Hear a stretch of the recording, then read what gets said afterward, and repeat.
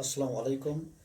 Class 7th, subject mathematics, exercise 11.1, question number 5। प्यारे बच्चों, पिछले लेक्चर में हमने किया था क्वेश्चन नंबर 4 तक 11.1। आज कर रहे हैं हम क्वेश्चन नंबर 5। क्वेश्चन नंबर 5 है the area of a square park is the same as the rectangular park if the side of the square park is 60 meter and the length of the rectangular park is 90 meter, find the breadth of the rectangular park।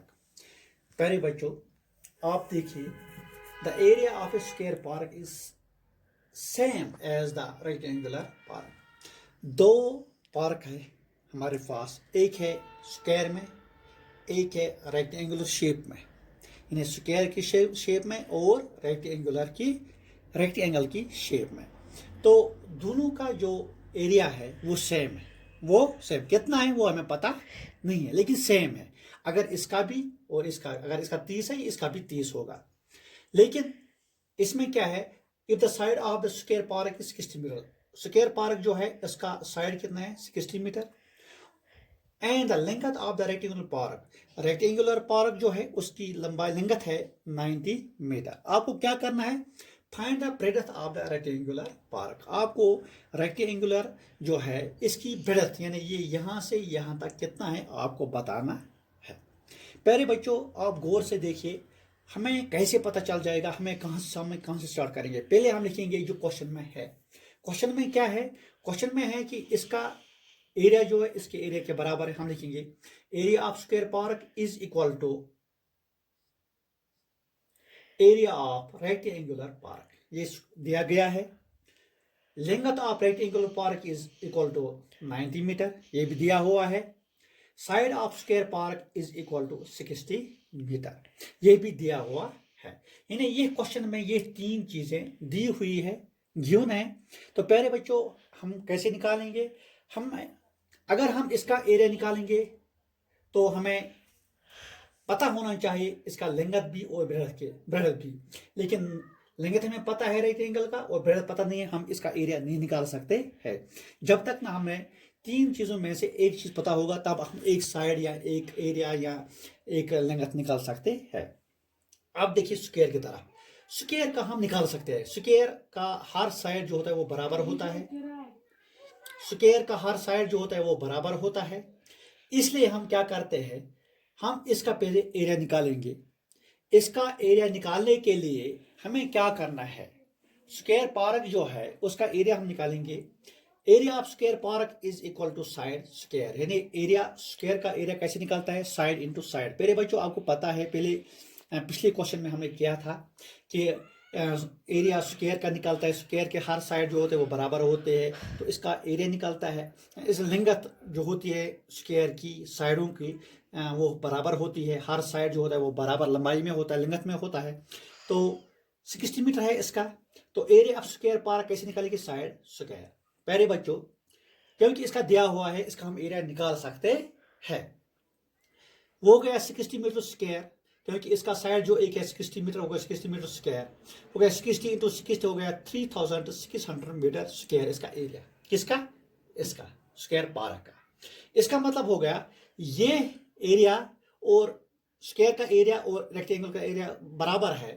तो इसका मतलब हो गया area of rectangular park is equal to 3600 metre square. क्यों, क्योंकि rectangular park का जो area है वो है स्क्वायर के बराबर। तो प्यारे बच्चों, अब हमने स्क्वायर का जो निकाला एरिया वो किसके बराबर है, इसका एरिया इसके बराबर है। इसका निकला 3600, तो इसका भी 3600 है, वही हमने लिखा यहाँ। Area of rectangular park is equal to 3600 metre square. Area of rectangle कैसे निकालता है, लेंथ इनटू ब्रेडथ। अब हमें आराम से हम निकाल सकते हैं। यही मेरा मतलब यही है, मेरा आपको दिखाने का कि जब area of rectangle is length into breadth, इनमें से एरिया या लेंथ या ब्रेडथ, इन तीन चीजों में से दो चीजें आपको पता होना चाहिए, तब आप ये फॉर्मूला इस्तेमाल कर सकते हैं। तब आप एरिया रेक्टेंगल का निकाल सकते हैं। एरिया कितना है, 3600 इज इक्वल टू लेंथ है 90 मीटर, ब्रेडथ हमें पता नहीं है, हम लिखेंगे बी वहाँ। क्या लिखेंगे प्यारे बच्चों? बी। तो हमें जो इक्वेशन बन गई यहाँ, हमें जो क्वेश्चन बन गया यहाँ, तो हम इसको सॉल्व करेंगे। ये इसको मल्टीप्लाई है, जब ये मल्टीप्लाई तो ये इज इक्वल टू इस साइड आएगा तो ये हो जाएगा डिवाइड। क्या हो जाएगा? डिवाइड इसको। तो ये बन जाएगा 3600 divide by 90 is equal to B is equal to, क्योंकि यहाँ सिर्फ बी रह गया, ये हमने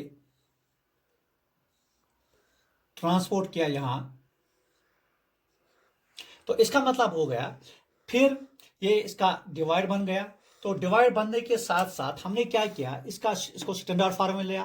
तो इसका हमने स्टैंडर्ड फॉर्म में लेने के लिए इसका पहले जीरो था वनस की तरफ से, और वनस की इसको हमने कट किया, तो यहाँ लेकर रहा 360 डिवाइड बाई 9।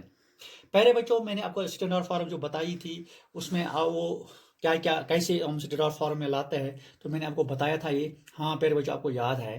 तो इसका मतलब हो गया 360 डिवाइड बाई 9, 9 1 9 9 4 36 9 0 0 0, तो रह गया यहाँ 40 इज इक्वल टू बी, यानी अब बी जो लिखा वो है 40, तो therefore breadth is equal to 40 metre.